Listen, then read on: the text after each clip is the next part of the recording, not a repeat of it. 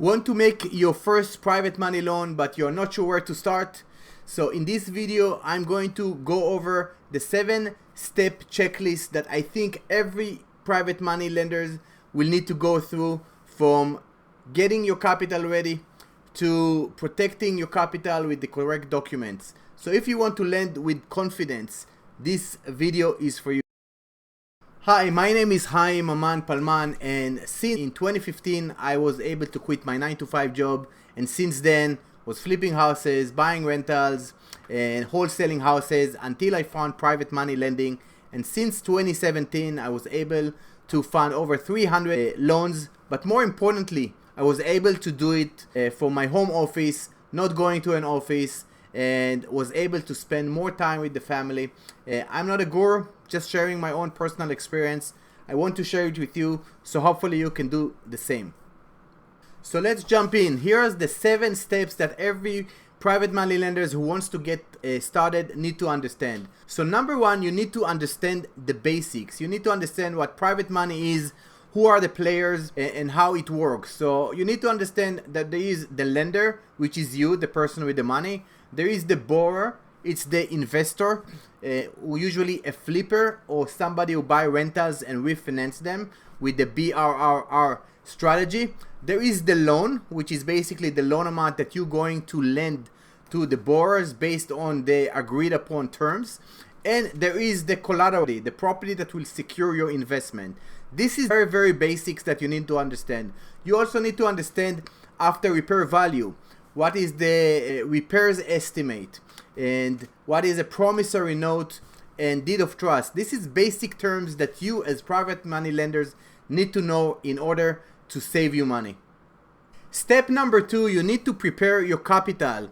It will be either your own funds, your own cash, or maybe funds from your account, maybe from your solo 401k. You need to make sure your funds are available and easy to deploy, because at the end of the day, the value that we bring as lenders is the ability to be able to quickly fund a deal, because this is the most important value that we bring to borrowers, is to fund the deal quickly so they can get a great deal.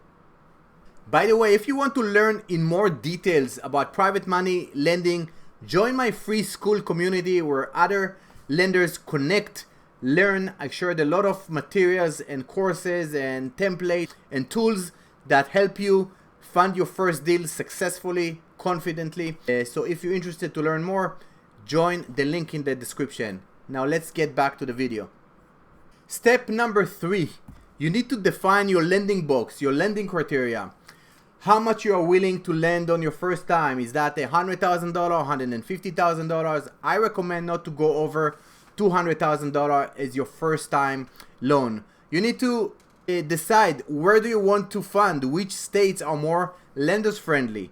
There are states that are not really friendly, like New Jersey, New York, California, and there are states that are more friendly to lenders like Georgia, Texas, Tennessee, Alabama. Also, you want to need to decide your loan to value. I recommend to stay below 70% loan to value. You want to decide what's the terms that you're going to charge, what's the interest rate, what's the points. I also recommend to charge at least a couple of points and at least 10% interest rate. So this is again the basics. You need to set the criteria, send your lending box, because that will assist you to make a decision whether you want to fund the deal or not. So after you learn the basics of private money loan and you prepared your capital so you can quickly deploy it in case there's a great deal, and after you set your lending criteria, it's time to go to step number 4, which is to start to connect with investors and other professionals in the sphere of real estate. Network with flippers. Flippers will be the ones who will need funds to close on their deals. Speak with wholesalers. Wholesaler has their buyers list that all of them are investors that probably need funds to close their deals, as well as landlords who buy rentals, real estate agents, and things like that. All of these people can help you find the perfect borrower for you based on your criteria. Join REI meetups, join Facebook groups, and start to connect there with like-minded individuals, with people that you see post their deals and maybe they're asking for funding, start to connect, network, let people know that you are a private money lender and you have funds ready to be deployed, and start connect, speak with people, get on the phone, and after you do it enough times, you will find the right person to do the first deal with. So after you spoke with investors and found the potential borrowers based on your lending criteria, it's time to start to review potential deals. And if there is something that you like and you want to put it into writing, you want to use legal documents. And this is step number 5.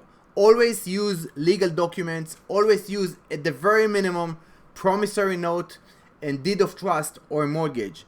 I also recommend to add personal guarantee in case the deal goes sideways and you cannot cover your principal. You can go after the personal asset of the borrower. So you real estate attorney to help you draft your documents. Never send your money directly to the borrower based on a handshake. Always recommend to put things in writing and let the professional draft the lender's docs for you, because that can protect you in case the deal goes sideways. So step number 6 is the due diligence step. This is the most important phase because you need to verify the numbers. You need to review the deal.